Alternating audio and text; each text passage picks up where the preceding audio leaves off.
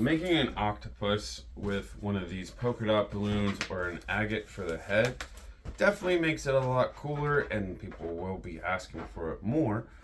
But this octopus is still pretty cool even without one of these. So to start, we need 4 balloons inflated to the very end, fully inflated.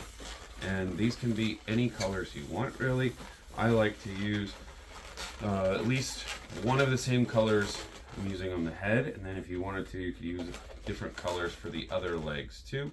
But we're going to start off by folding them in half. And this is a great one to engage the person you're making the balloon for, asking them to help hold these pieces for you as you're making it. And it's just a good practice to help them feel involved, and then it's less stagnant, just watching and waiting for you to be done. So once we've got this, it's a little bit easier not to have to hold that, and we're going to do the same thing. You can split 2 of the balloons at the same time. And we want to just join them all together like that. And then we're going to curl each one of the legs a little bit. We're just grabbing them at opposite ends and twisting them towards each other, changing the pressure that we're putting on with our hands a little bit to help hold that shape. I'm going to do that all the way around.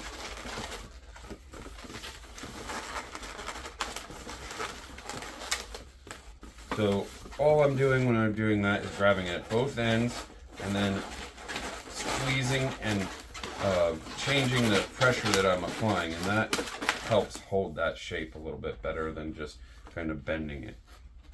Now we're going to take this and just tie it right in there.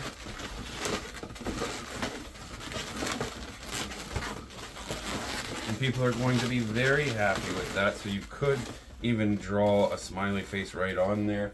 I actually prefer to take a 5-inch round and just underinflate it a little bit and then split that.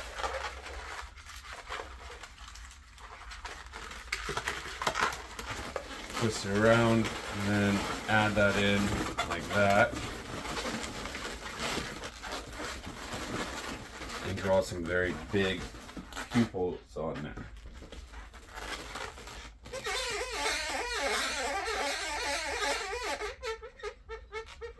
Now, if you don't carry these larger rounds in your kit, it's okay. There is another way that we can get that shape for the head. It is a little bit more work and it doesn't look as cute, but there is another way to do it with just 260s. You still are going to use a 5-inch round for the head or the eyes. But to make an octopus without that round, we're going to start off with a 260 a little bit underinflated. And we're going to make 4 bubbles about this size. So we're going to fold the first one or the second one down and then twist these 2 together, passing the knot through the gap there. And that's just to prevent it from coming undone.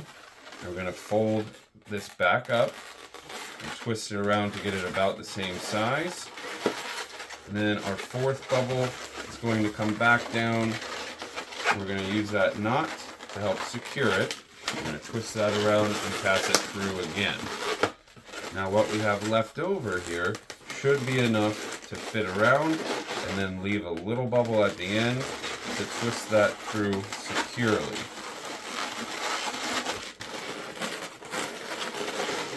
So it's not as big as a 11-inch round, and it's not going to be as cute, but if you don't carry those, this will work.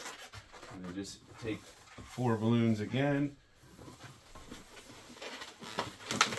Do the same thing. We're going to split them down the middle.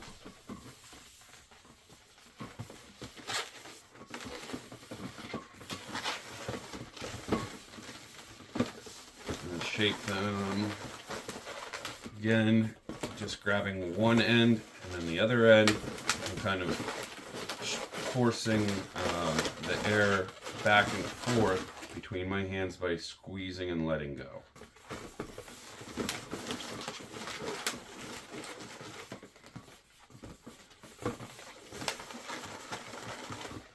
I'm going to use that little bubble at the end as our connection point. Just twist that around.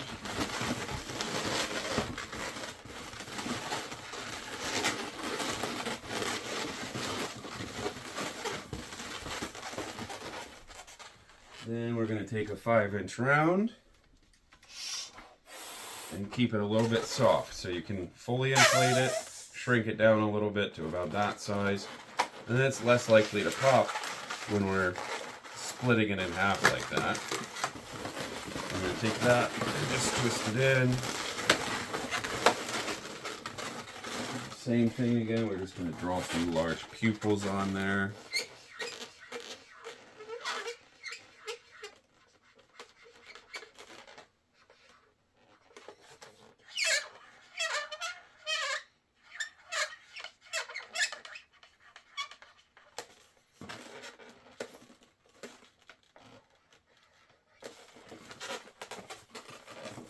Like that. So let's take a look at these two side by side.